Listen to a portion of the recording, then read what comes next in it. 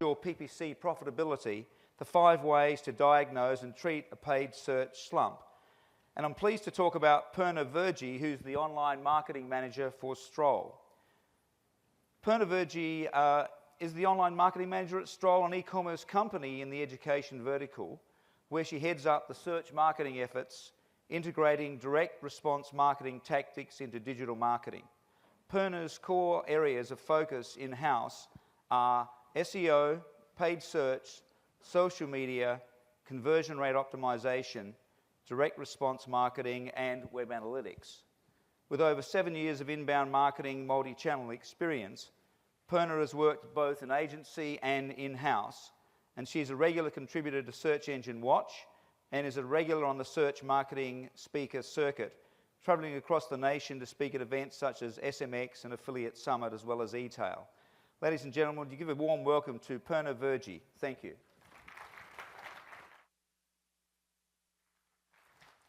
Thank you, Gary. Perfect. Well, hello. How is everyone? I know it's almost lunchtime, so we'll get through this quickly. So like Gary said, I'm Purna. I'm the Senior Marketing Manager at Stroll. And I think, are you ready to geek out with me today on AdWords? So let's get started. Every once in a while, after having worked on an account with great results, successful, things are going great, you can come to this period of a slump. The core KPIs are just not behaving well. You're frustrated, management's worried. You've considered sacrificing something to the Google gods in hope for some salvation. But don't worry, you don't have to be a master diagnostician like Dr. House. I'm going to share with you 5 key ways to get your account back in top order. And even if you are not facing any slump, if you follow these 5 steps, you will keep your account running in top condition. So let's get started. The key takeaways today are going to be how to accurately diagnose the issues, the recommended treatments, and how to keep your account running at peak performance. So shall we get started? Tip 1, let's go macro. So what we recommend doing is separate out the search network and the display network and look at the big picture trends, the macro reports across each of them, so you can best diagnose and find your biggest areas of decline. So we're working on the account on a month-to-month basis. It's really easy to get lost in what you're doing right now and don't see the bigger shifts that have happened over time. But if you look at the big picture from the report that I'm going to share with you, you can really see the true success or lack of success in your program. So looking at the forest while you're navigating through the trees, so to speak. So for example, this is going to help you look at the totals for each network month over month for the past 12 months. This way you can get a much clearer insight into how your top KPIs, such as click-through rate, conversion rate, CPAs, impression volume, have been trending over time. And it makes it much easier to spot issues such as a slow or clear decline into any of these KPIs. So if we look at this past 9 months of the display network as a total, if I was working on month to month, I wouldn't be able to really see that how badly the conversion rate had changed over time. But now if I look at it, looking at the 9 months ago, I can say that, oh my gosh, the conversion rate's almost halved. And then the click-through rate isn't doing that well either. So to me, clearly the biggest problem is that issues with the creative. I need to refresh my landing page and maybe my ad as well. So now that I look at the overall to identify which is my top KPI that's problematic, I will then drill deeper and look at each of the campaigns in the display network individually. So in this dummy campaign, I can see that profits per day have been really, it's looking terrible. We went from 280 to barely anything. And I can look at the KPIs. I'm seeing, okay, conversion rate has definitely fallen. So has click-through rate. So now I know that this would be one of the biggest campaigns that I would prioritize to work on fast. I can't tell you how much I love these macro reports because they save so much time. If I was to look at the different campaigns separately, then I would maybe come up with different tactics for each one. I'd say that, okay, this one needs a bid optimization, this one needs a landing page optimization, or this one needs new ads. But that's not really the case. Now I'm able to streamline my efforts because I know the top KPI to focus on, so that's what I'll do that fast. So I would say look at this type of report once a week at least for the best results. So how do we do these reports? It's time to have some fun with Excel, and maybe Ryan Gosling, if he wants to come, but go to AdWords and download the report from AdWords. Just get a campaign report for the past 12 months or whatever time period you like, and then segment it by network and by month. And then you can pretty up the data, because AdWords dumps don't look very pretty, do they? And then add in profits, the number of days in the month, and impressions per day, clicks per day, orders per day, and profits per day. So this way you can really compare apples to apples, since you're really looking at it on an equal basis, since the months have different days. So February might look really horrible, but it's not that bad. So that's it. So now you know your diagnosis is complete. You know where you need to start. So then we can get going. Tip 2, analyze your quality score. I think as most of us who work in PPC know that quality score plays a pretty big role in our CPCs and some of our CPAs as well. So if you're noticing CPCs going up and thus the CPAs, then most of your traffic is going to low quality score keywords. So to best understand why quality score is so important, let's look at how it's evolved over time. We'll pretend that's quality score. Back in the early days before Google had quality score, they had tiny little systems where they would manually review every ad, and they were designed just to track the click-through rate really heavily for each one. If the click-through rate was less than 0.5% for any different keywords, they would permanently disable those keywords. Can you imagine that? So, of course, advertisers weren't happy, and the system tried to evolve. They then introduced the minimum bid concept, which the goal was if advertisers still wanted to bid on less relevant terms, then they would have to pay a little bit more. And their hope was that we'd weed out these irrelevant clicks. After that, when AdWords was competing with Overture, who even remembers that at this point? There we go, one person only. So they were trying to compete with Overture at Yahoo at that time. So they wanted to move from a CPM-based pricing model to a CPC-based pricing model. But they still wanted to maximize their profits. So they were wondering, what should they do, what should they do? So they came out with this simple formula to rank their ads, which really was at that time. Ad rank equals to max CPC multiplied by your click-through rate. This single formula was the biggest driver of AdWords' success. That really helped them because it was a win-win-win scenario. Advertisers were happy, searchers were happy, and Google was happy because they made a lot of money. So now currently in this day and age, their current avatar, if you think the goal of Google is still to provide the great user experience, and for that relevancy is really, really important. How do they get people to click on a paid search ad over an SEO result, which people tend to think is truer because it's not an ad, they've deserved to rank there. So Google still focuses on click-through rate or really relevancy to be key. So I would say in the 80-20 rule, 80% of the impact you can make is click-through rate. There are other relevancy factors, such as landing page experience for users that also track, but it's a much smaller scale. So why is quality score important? Yes, it helps you optimize your spend. It helps you increase your reach, because if your quality scores are low, then your ads won't be served as much. But I would say if your goal is to just maximize your conversions and your CPAs are fine, then improving your quality score is only going to do so much. But if you want to improve your cost efficiencies, and most of us do, I'm sure, then it's good to focus on it. But it's really important to remember, quality score is not a silver bullet. Don't just focus on improving quality score through increased click-through rate, because if you get more clicks, it won't mean more profits. You could actually end up losing money because you have so many clicks, but your conversion rate isn't keeping up. So I would say focus on quality score, while tying it into your response rate improvements efforts so you can see the biggest impact. So if you want to understand the impact on the cost that it can have, in 2009, Click Equations had done a sort of study where they showed for every quality score where you get discounted. But WordStream came up with an updated data this year in 2013. And that's how they showed just the impact of 1 point change on your CPCs. So if your quality score went from 7 to an 8, you'd save another 12.5%. So, but bigger impact is look at what it does on your CPAs. If your quality score is 5 and you took it to a 6, your CPAs would be discounted on average by 10%. Now again, this is broad-scale survey data. It may be different for each of you, but that is really the average that you could save. And it's not just WordStream.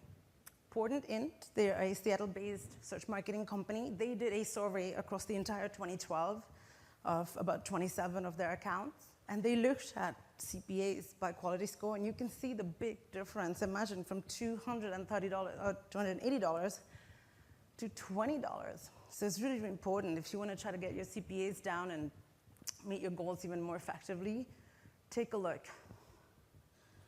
So further quick facts about quality score. That's not one of them, but it's very interesting, so I put it on. It differs across the networks, which is actually a really good thing, because the display network has much lower click-through rates than the search, so it accounts for both of that. It differs across devices, since ads perform differently across different devices. So you'll have a different quality score for mobile, for tablet, and for desktop. Oops. It changes on the fly. Like your quality score is really real time. So if you monitor it regularly, you'll see changes on a day-to-day basis, but don't let that worry you if suddenly it goes up 2 points and down 2 points. It's very normal. And finally, it can change really quickly with large click-through rate changes. So if your click-through rate goes up by a lot, you will see in as little as 24 hours, your quality score will also improve. So that's a good thing. You can impact it quite quickly. So how do you monitor your quality score? I recommend a tool like 10 Scores. We use that as well. It's really inexpensive. It's just a few bucks a month, and it connects directly into your AdWords account. They have a very easy-to-use grid format where they list every campaign with the quality score. But what I also like about them is that they show the consequence or the impact that your quality scores are having on your account. So the first couple, we're saving money. For the last ones, we're actually losing a lot of money. Alternatively, if you don't want to get 10 scores, because I'm not plugging it, we can use pivot tables in Excel to manually pull the data. Or another tool I'd really like is by Brad Geddes, who has a quality score analyzer tool at certifiedknowledge.org. So let's perform an extreme makeover on the quality score without tie. So I would say the first thing you can do is clean house a little bit. Separate out your low quality score keywords into their own ad group. We actually did that. We had our existing ad groups. We took out the low quality scores, moved them into their own ad group. So the high quality scores made the ad group stronger, and they retained the historical data, because we know that's important. And we saw our quality scores go up by almost 2 points in less than 2 weeks. It was so easy. You can also look to regroup your ad groups into tighter themes. Investigate as you're adding keywords. Don't just put 200 more keywords into the same ad group. Look if it makes sense. This way you'll also have much more targeted ad copy. Then you can also test new ads to improve your click-through rate, but also keeping in mind that they should have an improvement or keep your conversion rates the same. Otherwise, you'll be in trouble and start losing money. You can also test dynamic keyword insertion if you like, but again, only if it helps your click-through rates. And then your landing page. Don't sweat this one too much. I've heard lots of cases of people like, yeah, I'm making one landing page for every keyword. That's just silly. Don't bother with that. I would say the biggest things to worry about with your landing page is bounce rate, time on site, load time. Try to provide a better user experience. You can even have your landing page better targeted towards your search queries overall, but no need to do keyword stuffing or anything SEO circa 2007. It's not Google smart enough to know. And then your job will be done, simplistically, but. So tip 3, let's go back to the basics. All of us are guilty of this. We're all trying to look at the more advanced tactics. Let's do what's the new thing, what's come up. But really, if you need to go back and take a look at the basics of the account, because those are the ones that could have the biggest impact. So I say facepalm when I was at my agency, and I'd look at all the different client accounts or talking to different people in the industry. Really, if you go and look at the account, and it sounds so simple, but not many of us do this, we'd find that just the core elements of the account would be the ones that were messed up. Even the accounts that were really large, cumbersome, but still doing well, they could still get even more of an improvement. So I like to look at them on a very regular basis. And the ones I like to look at really are negative keywords to help lower your to help increase your click-through rate and conversion rate while lower your CPCs. And common issues that I come across is too few keywords, which means that you're just you're getting irrelevant traffic. Or alternatively, too many negatives, so you're just throttling your own account and restricting the impressions and clicks that you could be getting. I've also seen keywords that should be only in an ad group being put on a campaign level, so it's actually affecting other campaigns. Or negative keywords that are supposed to be on a campaign level, put in only one or two ad groups, and you're wondering why is my click-through rate so sucky. That's a technical term, by the way. So, all right. Also, I've seen inappropriate use of match types. Just like with the negative keywords, you can put in, broad or phrase or exact match. So just be careful. Also look at placements. I don't know if your team, are they looking at placement reports regularly? They really should be. I think the common issues that I see here is managed placement deterioration. So it's like managed placements that were working really fine are suddenly just not working that well anymore. You should get rid of them.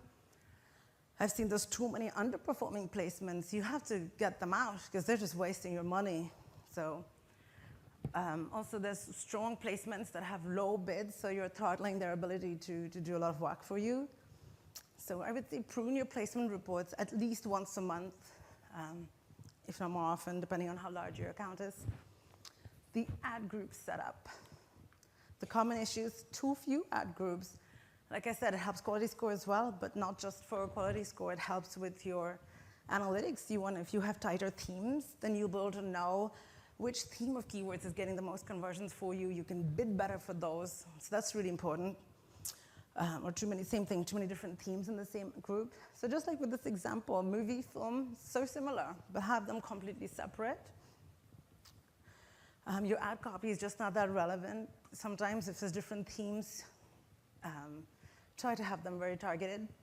Or another one I see is ad serving issues. This is where for the same search query, an ad can show from different ad groups, which is not what you want. You don't want Google to control that for you because their goal is money and your goal is actual profit. So they don't always go hand in hand. So you can use negative keywords in one ad group so you can control which ad group your ads show for that query. Another one is campaign settings. This is simple. Maybe you check your daily budget cap. Is it too low? The conversion rate variation across devices. And then some of the more rookie mistakes are day parting or geo-targeting not set up correctly. Or the worst mistake I've found is where the search network and the campaign network are targeted in the same campaign. Come on, guys, never, ever do that. Especially with enhanced campaigns, you want to keep a careful eye on your mobile bids because conversion rates vary so much by device. If your mobile is just not cutting it for you, cut it out, just like we've done here. We've disabled mobiles completely in some of the campaigns. Additionally, you want to, since you can't separate desktop and tablet in enhanced campaigns anymore, you want to make sure your landing pages are responsive or they don't have flash or any other elements that may not work that well on tablets. And finally, technical issues. Are there any landing page errors? Look, it doesn't have to be a 404 error. That's really obvious, you'll find it. But are there things like page load time errors that are lowering your conversion rate because it's taking too long to load? That's some common thing that people don't realize. Also, the mobile redirects may not be working properly, so you're just wasting that click because it's not going to the right place. Or the conversion pixel, if you're using that from AdWords, it's not firing properly. We've seen issues where it's not rightly put, so it doesn't fire enough. Or if you have pages before they see the receipt, it could fire multiple times. So if you're using CPA-based bidding, then that's what's really going to hurt you a lot there. Tip 4, everyone okay? Too much geekiness, we're good. So let's analyze our bids. I think if you wanted to manage AdWords using the 80-20 rule or the Pareto principle, then adjusting your bids would be really the least effort, top 20% effort for the 80% of the impact that you could have. So just a quick refresher on the different bidding options. You have your good old manual bidding. Then you have the various types of automated bidding, which is either for more clicks or for more conversions. Or you have new and enhanced campaigns, you have the flexible bid strategy that they have. So confusingly enough, it's located not in your campaign settings, it's located in the shared library. And there are 4 different types of bid options that you can use. And Google calls them new, but they're really not. The enhanced CPC version and the target CPA version are exactly the same thing as what you can get in your settings tab for the bidding. Target search page locator is the only one that's technically new, but it's really not. It's like the old, if anyone remembers position preference bidding back in the day. So it's really that sort of modified and brought back to life. And then maximize clicks is just automatic bidding for clicks that you see in the settings tab. So Google calls it flexible bidding, but it's really not flexible in any other way except that you can set this at one place and then apply it to different ad groups or campaigns or even individual keywords. So it's more of a convenience thing than an actual innovation in bids. So the more things change, the more they stay the same pretty much with AdWords. So which bidding option is right for you? If your focus is on maximizing clicks, then you can either use the automatic bidding, which to help you maximize clicks, it's right up there. You can tell Google what maximum CPC to stay within, and then they will help you try to get more clicks. Or if you want to do it, and I recommend this one more than the first one, because if you want to go with conversion goals in mind, then use enable enhanced CPC bidding, which adjusts your bids in probably about 30% in either direction to try to help you get more clicks, which have a higher chances of converting. But if your focus is on CPA goals, you know what your target CPA is, you know what you'd like to get your conversions under, then I strongly recommend CPA bidding. That's my favorite, it's a little hard. But there's 2 types. There's target CPA bidding and max CPA bidding. Max CPA, you tell them that this is the maximum that I want to pay for every conversion, and they'll stick to that. Or target CPA, which lets them go, again, about 30% in either direction to try to get you more chances. It works by using the historical data on a rolling 30-day basis with great emphasis on the most recent past. And it enters you into auctions where you're most likely to convert. So it adjusts for factors such as your bids, the time of day, your geographic location, the different placements, as well as your keywords. And if you want to enhance your display network a little bit more, then consider testing DCO or Display Campaign Optimizer. This isn't under settings, it's under the Display Network tab, so you just have to go and enable it right there. And what it does, you have to set the CPA. Google recommends setting a target CPA first and just set up ads in the account, nothing, no keywords, nothing else needed. And then Google will do all the heavy lifting for you. They will optimize the placements. They'll go out and find new placements for you. If anything's working well, they'll bid up, try to get you more traffic. If everything's not working, they will just exclude it for you. And it's a really good way to expand your reach and also your conversion goals. The one thing to remember about DCO is that when you set it, Google recommends that you don't touch it for a couple of weeks because it takes DCO a longer time to figure things out and see what works. So if you see fluctuations, don't panic. So proceed with caution when you're using automated bidding. I would say don't change bids too frequently at all. All of them, it will take Google about a couple of weeks to figure things out and optimize things for you. So if you have to absolutely make any bid changes, make them in much smaller increments, which will be least destructive for you. And then also keep an eye on your response rates. A big thing is if you are using CPA bidding and then your conversion rates decline, then Google will automatically bid lower on your CPCs so that you'll see impressions and overall conversions go down. So you could end up being in a downward spiral. So that's a good one to monitor. And finally, tip 5, analyze external factors. So if everything in your account is still looking good and you can't figure out what's wrong, then chances are there's something else that's going on outside of what you can do. The first one is the competition. Has there been a new competitor? Are they optimizing heavily, which is causing your CPCs to go up? Are they having a better offer or a new deal? That's just meaning that people will come, they'll come to your website to compare, they'll comparison shop, but go back and shop from your competitor. So keep an eye on them, and then look for changes to their ads or positions so you can know what they're doing. Some tools that I look at, I like What Runs Where to keep an eye on their display ads, or spyfood.com to look at the keywords or the text ads that they're looking for. And I would also recommend that you look at their landing pages to see are they running any landing page tests. And if they seem to be using it for a long time, then it's working for them, so you can be inspired by that a little bit. Also, creative burnout. You know, we see this often. Even the best ads that we love or the best landing pages that were working so well, they'll lose their effectiveness over time. I mean, there's a saturation point where the creative has just been there, done that, and now it's done. So you want to always be testing new landing pages, new ad text, anything, even on a smaller capacity, so when you reach that point, you're ready to roll something else out. Finally, is there a company-wide issue? I'll give you a second to read that if you want. Talk to your other marketing channel heads who are outside the search network. I mean, are they seeing a downfall there? If it's only in AdWords, then you know your problem's just you. But if you're there also seeing a downturn, then it could be symptoms of, is it a reputation issue? Is the offer uncompetitive? Office Depot right now is doing this huge push for back to school, whereas, people would traditionally go to Target or Walmart, so they're trying to compete with that, so maybe are they eating their lunch a little bit? So something like that going on. And then jointly work to seek the solution that can help everyone. In summary, use macro reports regularly, once a week for sure. Pay attention to, but really don't obsess over your quality score. And then audit the basics consistently. Test different bidding options.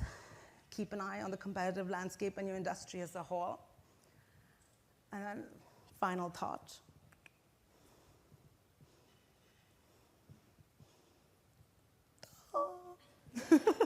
It didn't die, just in case you're wondering. Well, we'll watch it one more time. Just kidding, that was not my final thought. So to say, do a thorough check, an audit of the account, at least once every quarter so you can keep things running smoothly. So thank you very much for all your time. Connect with me on LinkedIn, say hello on Twitter, ask any questions. I love what I do, so I'm happy to chat about it anytime. Or you can read my articles at Search Engine Watch. Thanks so much, Purna. Thank you.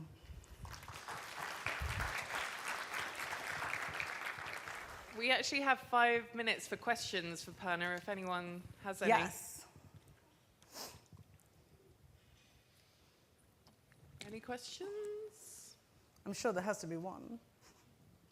Oh, it was Here we so go. good. No, all right. There we go. Hi, I'm Melissa Palmer from Tween Brands.